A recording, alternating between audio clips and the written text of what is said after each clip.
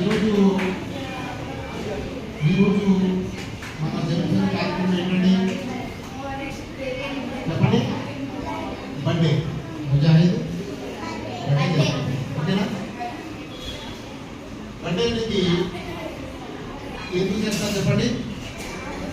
ఒక సంవత్సరం పూర్తయిన తర్వాత 100 సంవత్సరాలు అనుకుంటున్నారు. ఇది ఎన్నో బర్త్డే మీకు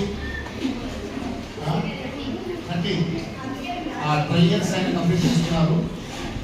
ఇప్పుడు 13వ సంవత్సరంలో ప్రవేశిస్తున్న సందర్భంగా ఈరోజు మీ అందరితో కలిసి కేక్ కట్ చేసి ఆనందాన్ని పంచుకోవాలని, అలాగే మీ అందరితో కలిసి భోజనం చేయాలని ఈరోజు ఈ కార్యక్రమాన్ని మీతో జరుపుకోవడం జరుగుతుంది. ఇది అందరికీ సంతోషమా కదా? మీరందరూ కూడా ముజాహిద్కి అందరూ తప్పట్లు కొట్టి ఆనందం వ్యక్తం చేస్తూ కోరుకుంటున్నాం. అందరూ చెప్పుకుంటున్నామా సరే?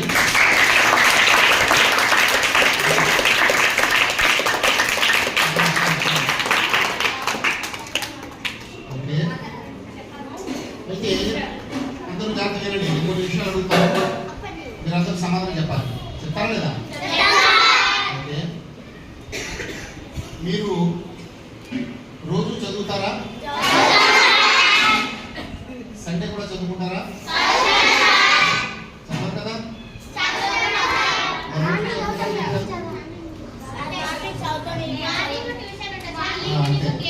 అంటే సండే తప్ప ఇతర రోజులు చదువుకుంటారు, అవునా కదా?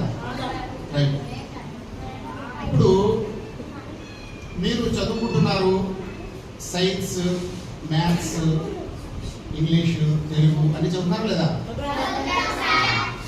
దాంతోపాటు మనం కొన్ని విషయాలు ఇంకా నేర్చుకోవాల్సినవి ఉన్నాయి.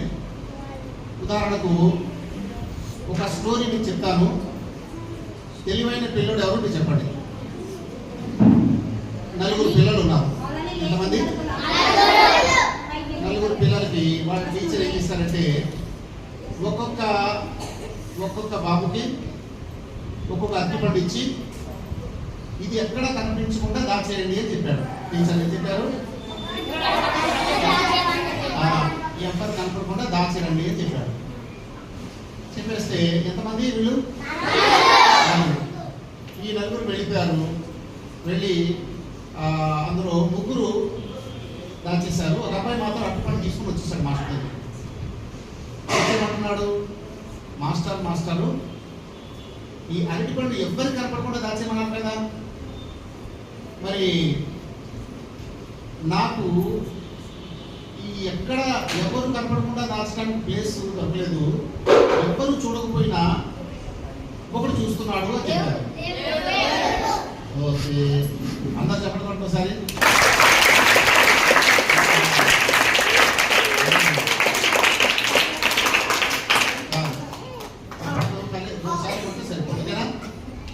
వినాలి, చాలా తెలివైన పిల్లలు మీరు అందరూ. పెద్దోళ్ళు చెప్పలు కొట్టండి, మీరు ఎవరు కొట్టదు. పెద్దోళ్ళంతా చెప్పలు కొట్టండి పిల్లలకి.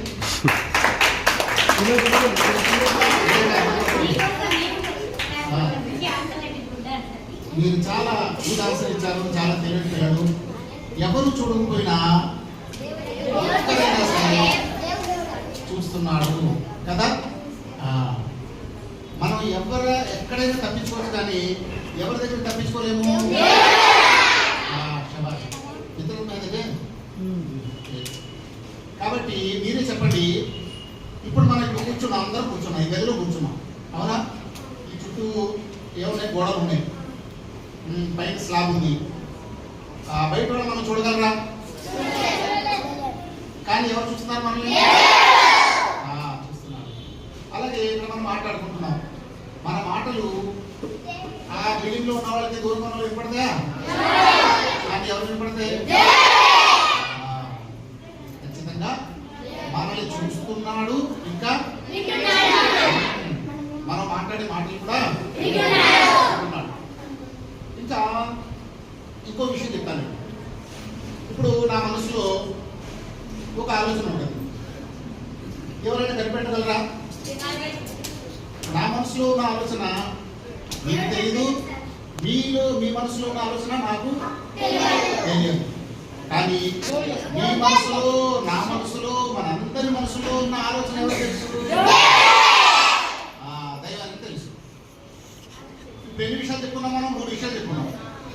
మనం చేసే పనుల్ని ఆయన చూస్తున్నాడు, మనం చెప్పే మాటలు వింటున్నాడు, మన మనసులో ఉన్న రహస్యాలు తెలుసుకుంటున్నాడు కదా. కాబట్టి మనము ఎవరు చూడకుండా దొంగతనం చేసే అవకాశం ఉందా? దొంగతనం చేసే అవకాశం ఉందా? అక్కడ ఎవరు లేరు కదా.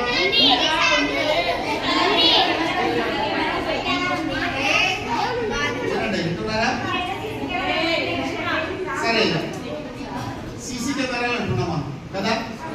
సీసీ కెమెరాలు ఎప్పుడైనా ఫెయిల్ అవ్వచ్చు, కానీ లేకపోతే సీసీ కెమెరా చేస్తాయా? మంచి సీసీ కెమెరా పాడైపోతే, కానీ ఒక కెమెరా ఉంది, అది ఎప్పుడు పనిచేస్తుంది. ఎవరు? శభాష్. అలాగే మన భగవద్గీతలో ఒక శ్లోకంలో ఏమంటాడంటే, సర్వతః వినండి, సర్వతః పాణిపాదం తత్ సర్వతోక్షి శివముఖం సర్వతః శృతిమల్లోకే సర్వమావృత తిష్టతి జ్యోతిషామపి తద్ జ్యోతిష్టమసః పరముచ్యతే జ్ఞానం జ్ఞేయం జ్ఞానగమ్యం హృది సర్వస్య నిష్ఠితం అంటున్నాడు. వింటున్నారా? హృది అక్కడ ఏమన్నాడు చూడండి, తత్ సర్వతోక్షి, ఆయన కళ్ళు అంతటా ఉన్నాయి. ఎక్కడున్నాయి ఆయన కళ్ళు? మన బెడ్రూమ్ లో ఉన్నా చూస్తున్నాడు, బాత్రూమ్ లో ఉన్నా మనం బయట పెరట్లో ఉన్నా చూస్తున్నాడు, గదిలో ఉన్నా కరెంట్ ఉన్నా, లైట్ ఉన్నా చూస్తున్నాడు, చీకటిగా ఉన్నా చూస్తున్నాడు. కాబట్టి మనలో ఎవరైనా ఎప్పుడైనా తప్పులు చేసే అవకాశం ఉందా?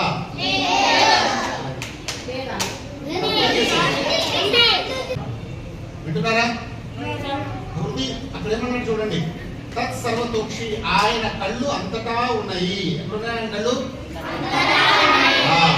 మన బెడ్రూమ్ లో ఉన్నా చూస్తున్నాడు, బాత్రూమ్ లో ఉన్నా మనం బయట పెరట్లో ఉన్నా చూస్తున్నాడు, గదిలో ఉన్నా కరెంట్ ఉన్నా, లైట్ ఉన్నా చూస్తున్నాడు, చీకటిగా ఉన్నా చూస్తున్నాడు. కాబట్టి మనలో ఎవరైనా ఎప్పుడైనా తప్పులు చేసే అవకాశం ఉందా?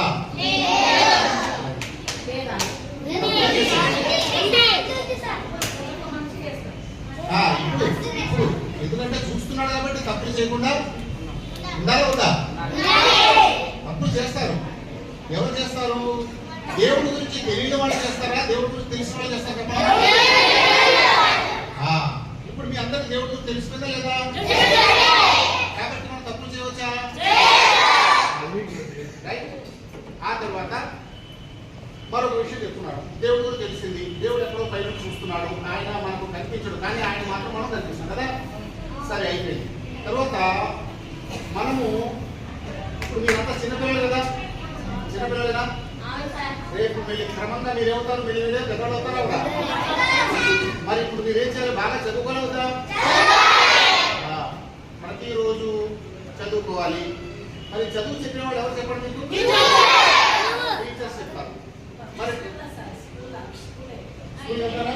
అదే ఎక్కడైనా ఓకే, స్కూల్లో అయినా ఎక్కడైనా సరే టీచర్స్ చెప్తారు కదా. టీచర్ మాట మనం వినాలా వద్దా? టీచర్ మాట వినకపోతే నష్టపోయేది టీచరా, స్టూడెంటా? చూడండి, ఇప్పుడు చిన్నపిల్లలు కదా, చదువుకున్నారు. మీరు అలా రోడ్డు మీద వెళ్ళేటప్పుడు బయట అలా నిలబడి చూస్తున్నప్పుడు చాలా మంది పెద్ద పెద్ద కార్లలో చాలా ముందగా పెట్టుకుంటారు కదా. మరి వాళ్ళ కార్లలో తిరిగి గొప్పగా అయ్యేటువంటి అవకాశం ఎలా వచ్చింది? చక్కగా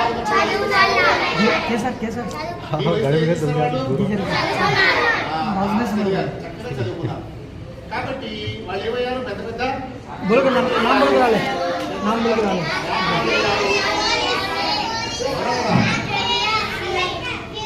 కాబట్టి వినండి, మీరు కూడా కార్లో తిరగాలి లేదా? గొప్పవాళ్ళు అవ్వాలన్నా లేదా?